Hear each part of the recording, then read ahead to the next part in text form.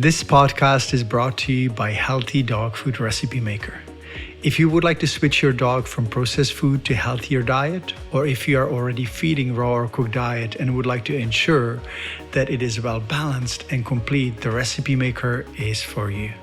There are no human doctors who recommend processed food over fresh, wholesome diet, and it is time for the veterinary industry to do the same. The Recipe Maker is free for any caring dog lover, and I'm sure it is you. It has all the information you need on what foods are good for dogs, how much to feed, and to determine if your dog's weight is optimal and what supplement groups are needed to make the diet complete. All you need to do is to go to recipemaker.petertobias.com and try to create your first recipe for your beloved dog.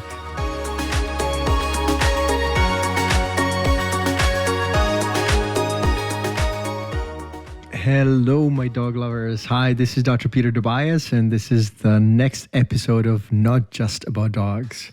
Now, you know that most of the time I talk about dogs, but the reason why we named our podcast Not Just About Dogs is that we sometimes talk about human health, nutrition, well-being, and how to live a healthy and long life with our dogs together. So today, I'd like to talk about one of the most important parts of creating health, and that is to eliminate potential causes of disease. Now, I've had many people asking in practice, why is a certain condition happening to their dogs and what caused it? And the problem is that quite often a disease doesn't happen just by one cause or one agent. It doesn't happen because bacteria is lurking around the corner. It happens because the immune system may be weakened, or maybe the digestive tract is weakened due to lumbar spine injury. All that can actually connect. And while this may not seem completely logical, I will explain in the course of these broadcasts why it completely makes sense and what I've learned in the 30 plus years actually working with animals and their people. Now, a good example is, let's say, kidney disease. Let's take a kidney disease as a model disease. Kidney disease may be genetically predisposed. But from what we learned, genes are responsible only for about 15 to 20% of the overall disease expression. The rest may be, for example, in case of kidney disease, feeding dry food that dehydrates your dog and creates extra additional stress for the kidneys. Injury around the third lumbar vertebra that is related energetically to kidneys can also be one of the reasons why kidney disease happens. A lack of access to water. I've been always on my partner about giving our dogs enough water. And people sometimes forget. Or when people go for a hike and forget to take a water bottle and their dogs get dehydrated if there are no puddles nearby. Another possible cause of kidney disease can be NSAIDs, or non-steroidal anti-inflammatory drugs. They are often administered for pain control or arthritis. And many dog lovers actually do not know that these drugs can cause and do cause kidney disease. So when you look at conditions such as kidney disease, again, we know that genetic predisposition, feeding dry food, injury around the third lumbar vertebra that is energetically related to the kidneys, lack of water, and maybe some medication can actually lead to kidney disease. Acknowledging this complexity of disease formation or creation will help you to understand how to prevent it, how to help your dog, and also in your own case to be healthy, and how to eliminate these damaging factors. One of the most damaging elements in disease creation or in the disease process are toxins. There are 37,000 billion chemical reactions happening in the body every second. That is 37 with 21 zeros. Now, if you can even imagine this staggering number, it will become very, very clear. Even if you can't really comprehend this huge number, it becomes very clear that the body has a lot of work to do. And if there are any toxins or any unnatural foreign substances in the system, in the body, they will interfere with the chemical reactions. I sometimes compare toxins to the rowdy hooligans at a soccer game or someone that is making a lot of noise at a classical music concert. These sounds or disturbances will obviously offset the whole situation. It will make it a very different experience. And when it comes to metabolic functions in the body, these toxins, these foreign substances will disturb the 37,000 billion chemical reactions to the point where it may cause a disease. One of the good examples of toxicity causing disease is actually fish-based diet. Fish these days contains mercury, and especially when it comes to fish that is used in making dog food, mercury levels are usually quite high. I've seen dogs with increased mercury level suffering from epilepsy, neurologic dysfunction, behavior changes, kidney disease or liver disease. And I discovered that through hair testing, which is a method that is very accurate and reliable and also inexpensive.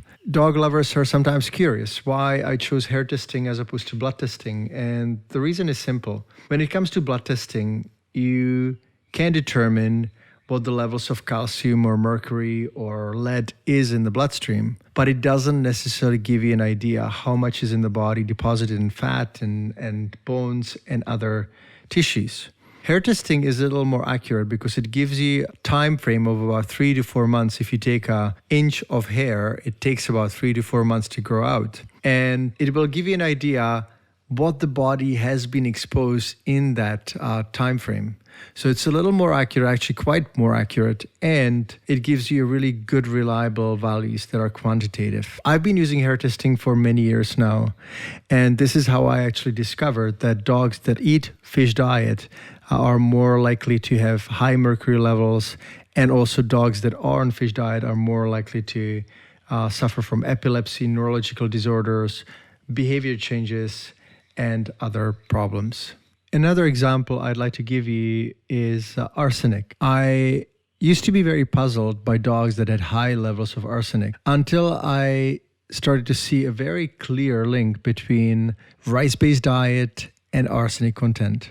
Now, most rice is grown in Asia, and we know that many of the rice patches are actually watered by polluted water. And industrial pollution actually is a huge source of arsenic. And this arsenic polluted water obviously supplies the nutrients and also arsenic to the rice. So this is how arsenic gets into our food chain, into our dogs' bodies, into our own bodies.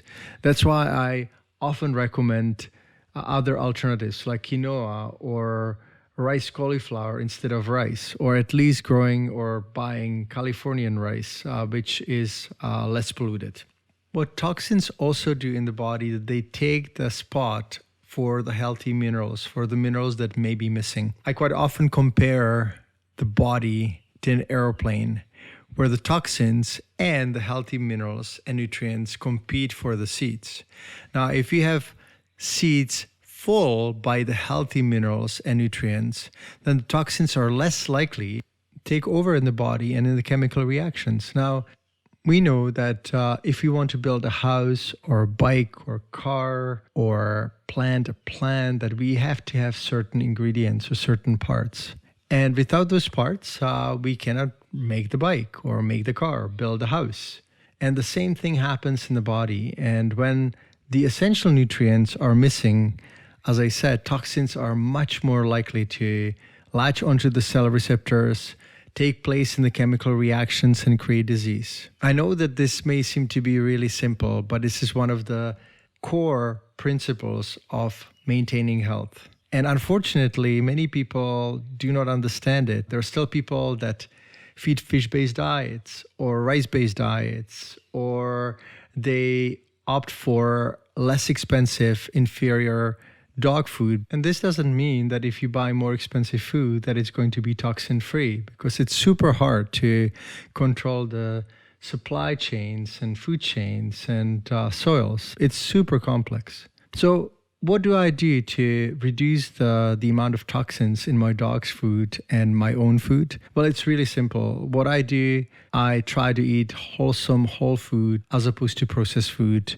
whenever possible. I do not go in the center of the aisles, almost never. If I need something like granola, I make it at home from the ingredients that I buy separately. And I try not to give any processed food. Actually, I don't give any processed food to my dog packs. I know that kibble is very tempting. It's convenient, it is relatively inexpensive, and there's nothing easier than reaching in the bag and putting in the bowl. But in the long run, that is really not the way to go. I don't know one single human doctor who would recommend processed food for their patients. And unfortunately, in the veterinary industry, it's still happening. And I've witnessed, as a veterinarian, why it's happening. The education in vet schools and colleges is actually dominated by pet food companies and their sponsorships and lavish dinners and educational series. The second one is that they have made us believe that raw food or cooked home food will not provide our dogs with nutrients and with essential building blocks for dogs to be healthy. I have seen the opposite to be true. I have been a vet for over 30 years. And I, for example, have not seen many cases of hip dysplasia in dogs that were fed raw or cooked homemade diet with bones and vegetables, raw bones only, of course. And I've seen many dogs who suffer from hip dysplasia and joint deformities from food, from processed food. My explanation is that when you feed kibble, it's really calorie dense and dogs grow too fast. And when they grow too fast, the joints do not get a chance to form. Sometimes the cartilages in some of the joints will chip off because the bone grows too fast. And it is actually a result of feeding imbalanced, high-calorie, rich food. And when I see that some of these pet food companies actually suggest that they make scientifically based diet, I wonder what kind of scientists they employ, because I have not seen dogs eating corn, rendered fat, wheat, grain, and other byproducts, beet pulp and powdered cellulose, actually, which is wood chips. And they're still claiming that such food is better than wholesome food. So when you look at diet, look at what we feed our dogs, try to go to non-processed food. Try to source as locally as possible.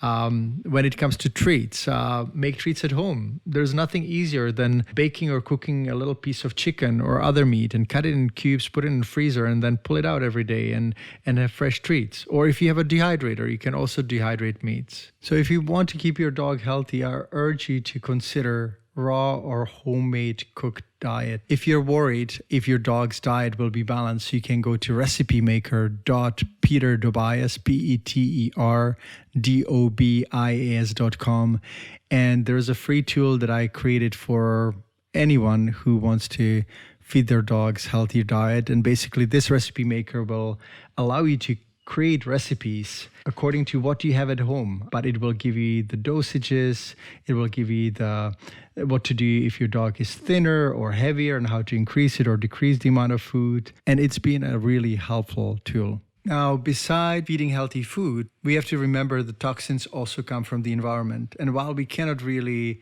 always have an effect, air pollution or some sort of chemical plant that is in your surrounding or vicinity, we can affect or reduce the toxin levels by using natural lawn care garden products, have an organic garden as opposed to using chemicals. When it comes to cleaning products, household products, you can also opt for the natural ones that do not have chemical substances that are harmful to your dog. And I would say everything that is not natural is probably not, it doesn't belong to your household. Now, what I do every 6 months, I take my dog's piece of hair and send it to the lab and analyze the hair to see what his toxin levels are, heavy metals, arsenic, lead, mercury, and also if his nutritional profile is good and if there's something missing. I do the same with myself, even though it's more difficult for me to collect hair because I don't have much of it. But it's been really helpful too. Just about a year ago, I had a little bit of a muscle ache, and I was really puzzled because I was, stretching and doing yoga and ate well, and I still had a little bit of achy muscles all over the body. And when I got my HairQ test back, I discovered that I had high levels of copper. And copper can be helpful or is helpful as in small amounts, but I was eating too much of too good chocolate, and chocolate does have high levels of copper. So I reduced my chocolate ingestion I was really sad about it, but I had to. And the muscle aching disappeared. So it really is valuable to understand your dog's toxicity level and nutritional profile. If you would like to run HairQ Test for your dog, you can go to hairqtest.com, and the spelling is HAIRQ test.com, and you can just follow the instructions to run your dog HairQ Test. And that's about it for today. Thank you so much for listening. I'm looking forward to the next time. And if your dog is nearby, give him or her a hug for me. Take care. Bye-bye.